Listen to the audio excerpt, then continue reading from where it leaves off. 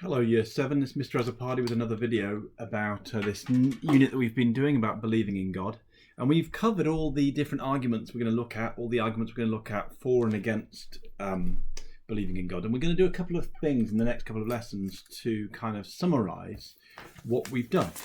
And also to try and see if we can start thinking about some of the higher skills that we use in RE. And these are skills about debating and discussing and putting across our view in our conversation and also in our writing. So if you can write down the title is How Can I Use Arguments, Evidence and Responses to Create a Debate About the Existence of God? So you can see I've put in colour some of the key terms, and so this is the way the lesson's going to work. Once you've got the title in, we're going to discuss those 4 key terms, just do a little bit of writing just to make sure we know what they are. Then we're going to do a little test to help us recap what we've done so far, and then you're going to actually have a go at writing a debate, and we'll see what that means as we go through. So make sure you've got the title in. Remember, this is a video, so you can pause it and rewind it and rewatch it if you need to. We're going to start with this term, debate. So in your book or on your paper, just put down debate as a subheading. Just put that word, underline it. So we're going to just discuss what is a debate. What do I mean by a debate? Well, this is what a debate is. A debate is a structured argument. 2 sides speak alternately for and against a particular statement. For example, and this is what we're going to have the debate about, there is a God. So in a debate, I've got a picture there you can see below. There's usually 2 people standing on a stage, and they will take turns. They'll have some kind of statement. So it can be about anything, really. You often see debates in politics, but in philosophy and ethics, there's lots of subjects we debate, and it's usually about a question that people disagree about. So there will be some kind of statement. I don't know. Let me think of a topic that you could debate that wouldn't be an RE. So I don't know. In politics, they might say people should pay lower taxes. That's a debate that people disagree about, right? In left wing and right wing on politics, people disagree about how much tax people should pay. So in a debate, you'd get one person on one side arguing, yes, people should pay less taxes, and you get the other person on the other side saying, yeah, no, they should pay higher taxes, or they should keep on paying the same amount of taxes. And they would take it in turns to give their reasons why they believe what they believe. And then the other person on the other side would say why they were wrong and why what they believe in is right. So it's basically going backwards and forwards between the 2 of them to see who's right. And at the end, a decision is made about who's won. It can be made sometimes it's made by a vote. Sometimes there's an expert in debating, and will decide who they think has won the debate. But some decision has to be made about who's won. So can you make sure you write down that definition of debate in your notes? One way to think about a debate is like a tennis match, right? You've usually got the pro side and the con side. The pro is the side that agrees with the statement. So if it was there is a God, the pro side would be the people who agreed with there being a God. Now what happens is they say some reason why they believe in God, or why they believe in the statement, whatever it is. Then the person on the other side of the net, this is why it's like a tennis match, tries to try and reply to that. They say why they think that they're wrong. Then the pro side has to reply to that and say why they're wrong. So you're constantly trying to reply to what the last person said. Here's a reason why I think what I think. Here's why you're wrong. Well, here's why you're wrong. Here's why you're wrong. And it just keeps going and going until they reach a conclusion. So that's the idea. One person talks and then the other person talks. Okay, let's look at some of our other key terms. These are the things we're going to use in our debate. Okay, first off, arguments. So can you write that down? What do I mean by arguments? Now, we're going to go through the definitions of each of these 3 key terms on this slide. You're not going to need the examples to write down the examples, but if you can write down the definitions, that would be good. So what's an argument? We've talked about this before.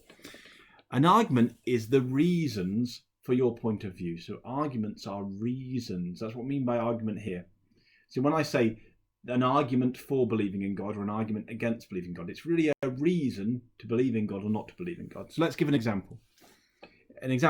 Everything has a cause. The cause of the universe must be God. That was basically the argument, what we call the cosmological argument, one of the first ones we looked at in this unit. So that's what an argument is. That's the first key term you need to have written down. or the first of these three. What do we mean by evidence then? Because we want our arguments to be supported by evidence. Well, evidence just means facts, or it sometimes can be quotes which support your argument. So facts or quotes from people which make people agree with the argument, which might make someone agree with the argument. So look, here's a quote. You could use a fact, or you could use a quote. So here's a quote from Thomas Aquinas. He said, "There is no case known in which a thing is found to be the efficient cause of itself." We used that quote in our lesson about the cosmological argument. What's he saying here, Thomas Aquinas? Well, he's saying everything has a cause. Nothing is caused by itself. And that made him think that the universe must have a cause, and that cause of the universe must be God. Okay, let's look at the next key term. So make sure you're writing the definitions down. You don't need the examples. What do I mean by responses? Well, if we're going to have a debate, if someone's going to say a reason why they believe in God, the other side has got to be able to respond to that. I said it's like a tennis match. One person says something, the other person responds. So you don't just say, one person doesn't just say, well, I think everything has a cause and the cause of the universe must be God because Thomas Aquinas said this quote. The other side has got to say, well, why they disagree with that. Let's look at a reason to disagree. So a response is ways in which someone could respond to this argument, reasons they could say that it's wrong. So you could respond to Thomas Aquinas' argument by saying, if God caused the world, who caused God? It's a good argument. Well, it seems that doesn't, they can't really answer that argument, so it doesn't really make sense. So we've got arguments, evidence, and responses. We're going to do something to look at, to have a look at some of the arguments, evidence, and responses that you need, that you're going to use in this debate. So you should have a worksheet there. You should have downloaded that. It should be on Teams, called Debate Worksheet, and it's going to look. And here we've got some arguments labelled 1 to 5 on the left. You've then got arguments 1 to 5 on the left. In the middle, you've got evidence, A, B, C, D, E. And then responses in Roman numerals, 1, 2, 3, 4, 5. Now, these are mixed up. So here I have mixed them up. And what I want you to do is see if you can connect them. In other words, which evidence goes with which argument and which response goes with which, which response goes with which evidence. So you should be able for each one to find the argument, the evidence, and then the response to that argument. For each of those 1, 2, 3, 4, 5. Now, if you've been able to print off your worksheet, you can draw some lines between them. If you haven't been able to print them off, then you can just read through and just see if you can make the connections yourself without printing off. Maybe even just write them down. You could write down, like, I don't know, 1, and next to it write the letter and then the Roman numeral that you think is linked to that one. So then you've got it written down in front of you. So what I want you to do is pause the video at this stage, try and see if you can link them up. Actually, you know what? We'll just do an example before you do that. So let's just do the first one. 1, everything in the universe, everything has a cause. The cause of the universe must be God. Well, what's the evidence? Well, we've already looked at that. If you go down to E, Thomas Aquinas said there is no case known in which a thing is found to be the efficient cause of itself. So 1 links to E. What's the response? Well, it's back up to 1 again. If God caused the world, who caused God? So 1 goes to E, and then E goes up to 1 in the response. So I want you to do that with each one. Pause the video now, and then when you've finished, unpause and we'll just go through them. Okay, you should have gone through those the arguments, evidence, response. Let's just go through each one, just see if you got them right. Okay, number 2, miracles prove that God is real. Where's our evidence? Okay, it should be A. In 1963, a 23-year-old Italian man called Vittorio Micheli visited Lourdes, that's the place we looked at miracles, with a tumour that paralysed his legs. After bathing in waters at Lourdes, he was able to walk, and doctors found that his tumour had gone. That's the evidence. Remember, we've talked about, you don't need to accept that evidence, and we'll see why in a minute, but that was the evidence that some people would give. What's the response? Well, I would go down to number 3 on the responses. David Hume said that because all the evidence we have shows that miracles aren't possible, we should not believe in stories about miracles. A very famous reason not to believe in miracles. Hume said that, well, all the evidence we have suggests that bathing in water can't cure someone from having a tumour. Therefore, we shouldn't really believe in this story. It must be somehow wrong or made up, or someone had lied along the way. Okay, number 3. Moral evil in the world proves that there is not an omnipotent and omnibenevolent God. That means all-powerful and all-loving God. Because why would he let there be moral evil? Well, where's there an example of moral evil? Well, this should have been D. On 11th September 2001, 19 members of the terrorist group Al-Qaeda hijacked 4 aeroplanes in the United States of America. 2 of the planes were flown into the Twin Towers of the World Trade Center, the tallest building in New York City. The attacks killed 2,996 people and over 6,000 were injured. So obviously a terrible example of moral evil. Why is it moral evil? Well, you should know that moral evil is evil done by human beings. What could our response be? Well, it should be number 2 on the responses. God gave people free will to make their own choices. This is a good thing, but it also means that we have the freedom to choose moral evil. So this is our first of our arguments that's been against the existence of God. And this one is saying, well, actually, God chose to give people free will. That's why there's moral evil in the world. Even though it's bad that there's moral evil, God had a reason for allowing it, because it's good that we have free choices. That's, I mean, again, whether you agree with the argument of the response is up to you. I'm just saying how people could respond to it. Okay, number 4. Some things in the world look like they've been designed by somebody. The designer must be God. This is the teleological or design argument that we looked at in our last lesson.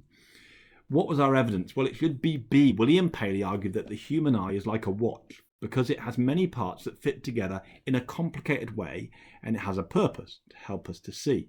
So the idea was, we know a watch is designed by a person. Well, if a human eye is like a watch, it must have a designer, and that designer, William Paley said, must be God. What was our response? Well, it should have been number 5. The theory of evolution explains how something complicated like the eye can exist without a designer, because the theory of evolution said, well, the eye actually came about randomly. But the reason why it became that everyone had an eye is because it was useful to us to help us survive, and therefore it was passed on to the next generation of people. Okay, argument number 5. This is another argument against the problem, against the existence of God, and this is another argument that is another part of the problem of evil. So in 3 and 5, I have basically linked together. I've kind of split apart 2 parts of the problem of evil, moral and natural evil. So number 5 says natural evil in the world proves that there is not an omnipotent and omnibenevolent God, because why would he allow natural evil? So where's our example, our evidence? Well, it should be C. In 2004, an earthquake took place under the Indian Ocean. The earthquake caused a massive tsunamis in many countries with waves up to 30 meters high. The tsunamis affected 14 countries, including Indonesia, Sri Lanka and Thailand. Around 228,000 people were killed in the tsunamis. How could you respond? Well, it should be number 4. God put natural evil in the world to help us to improve as people. Facing challenges and difficult things in life helps to build our character and make us more patient, brave and caring. So the idea is there that God has to put challenges in the world, natural evils in the world, to help make us become better people. Otherwise we'd just grow lazy and we would never develop as people. Now, again, we might not agree with that response. We might think that's in some ways heartless as a response to all these natural evils, but that is a response that some people give. So there we can see the arguments, the evidence and responses. Now, for the rest of the lesson today, and we might have some time in the next lesson, what I want you to do is create a script for a debate.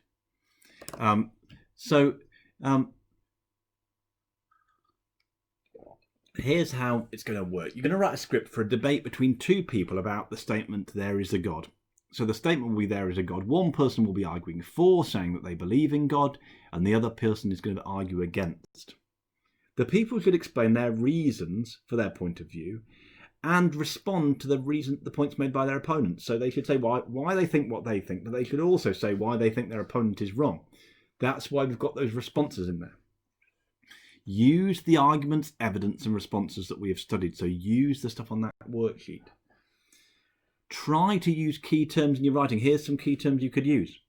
Atheist, theist, cosmological, miracle, natural evil, moral evil, Big Bang Theory, Lords, teleological, designer, omnipotent, omnibenevolent. All of these words are useful. You don't have to use all of them, but see how many you can make. Now, I'm going to take you through a bit of an example, just a few points and responses, just of the kind of thing I would like to see. So have a look at the next slide. So there is a God. That's the title of the debate. You might put, there is a God, do you agree? That's when you're going to put as your title. And then you're going to invent two characters.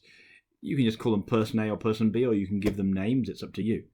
And then you're going to do like this. I've drawn them in speech bubbles. You can just write them out like a script, or you can put them in speech bubbles, however you want to do it. So my first person, I haven't given my names, but let's call them Bob and Jim.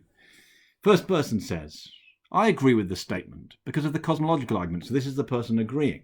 Thomas Aquinas said, there is no case known in which a thing is found to be the efficient cause of itself. This means everything that exists must be caused by something. Nothing causes itself. This means the universe must have a cause, and only God is omnipotent enough to cause the universe. Now you can see there, went a bit high there. You can see there how I've used some evidence in there. I've got that quote. I've got a good argument, the cosmological argument. I've even called it by its name.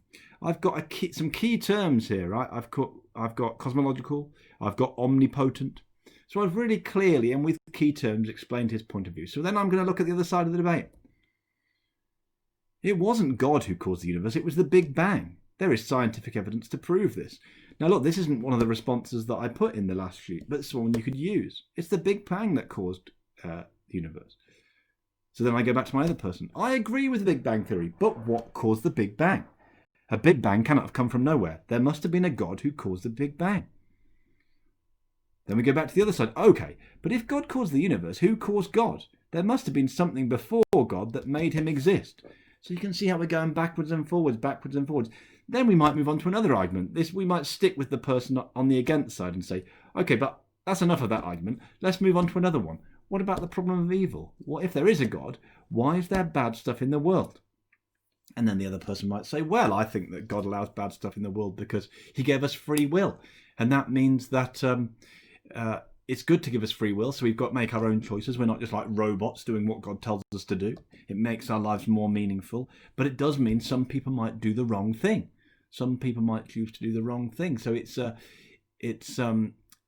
God gave people free will, which is good, but he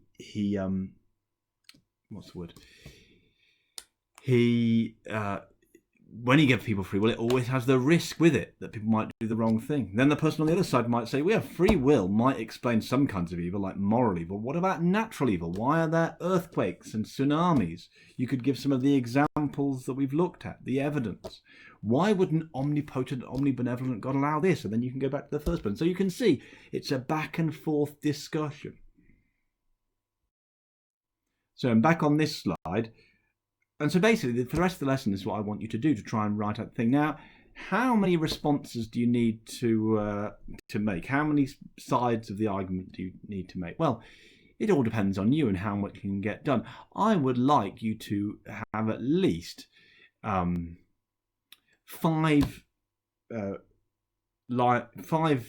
points on the for side and 5 points on the against side. But you can do more than that if you want to. In fact, I think a lot of you could do far more than that. You could really develop it into a longer discussion than that. But 5 on one side and 5 on another is what I'd like to see. I would like to see you use some key terms and some of the ideas from our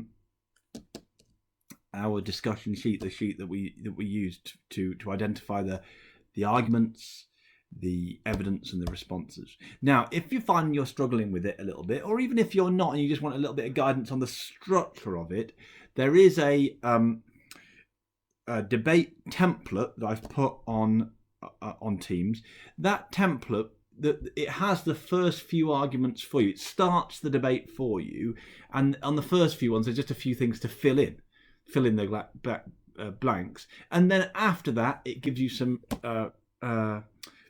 blank boxes to fill in. So you could just print that out if you've got a printer and use that as the basis to start your debate. It kind of gets the ball rolling to get you started, and then you can go on your own. But you don't have to. If you think you're fine with this, you understand it all, then just create your own debate. That's the idea.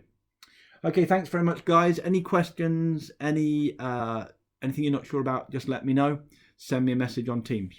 Thanks very much.